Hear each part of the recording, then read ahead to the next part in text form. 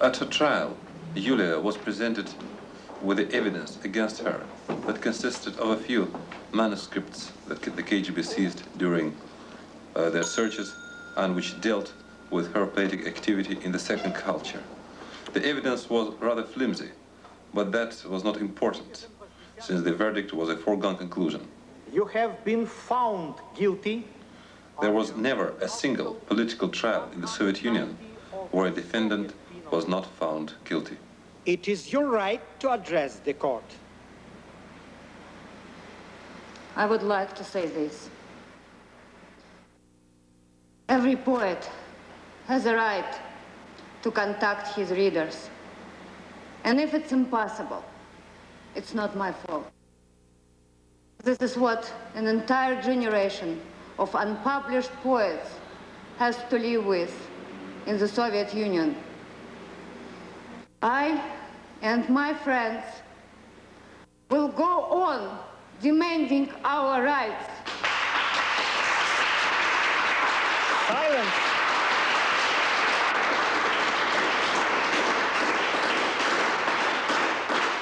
Yulya was sentenced to 5 years of internal exile and later was transferred to a prison camp. Quite obviously, the goal now is to finish whatever may be considered laying a second culture off by the Olympic Games, by the 1980. The dissidents are not those who fight against the state. They are those against whom the state is fighting. So this way, only poets turn to be dissidents, just because of their existence. You see?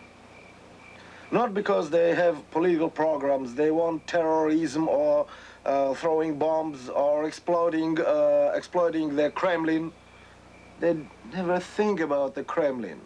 They never know about existence of Kremlin even. And that is the thing which disturbs the Kremlin. Very soon after the trial, the government news agency Novosti delivered its own verdict on Yulya. The woman known to the Western world as the poetess Yulya Vosnesenskaya hasn't written a single line of poetry. No one has heard of this poetess without poems. Even the staff at the Union of Soviet Writers, which deals with all literary activity, has never heard of her. This unsavory individual has been married 3 times. She changed her apartment into a bordello for loafers, homosexuals, and rowdies. Her neighbors asked her to stop her nightly orgies, but she only intensified these festivities. The police had to step in, and the so-called poetess was sentenced to prison for disorderly conduct.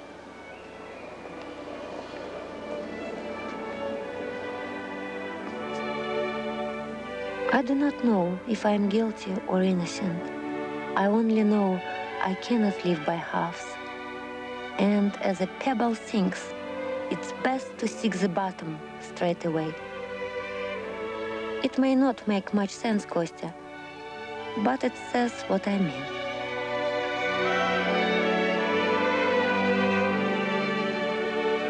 Poet, a pebble. It doesn't fit. Poet is a pebble in the great construction of the Soviet state. Hungry, shaggy, with beards, with shining bright eyes, so I remember them. Hanging around, reciting poetry to each other, drinking coffee and booze, cheapest wine and vodka. But reciting and writing and writing and writing. Only writing and living and loving. None is published till now, no chance, not for them. So why to destroy? Reason is they're free. A few months after her release from prison camp, Yulya Vosnesenskaya applied for permission to leave Russia for the West.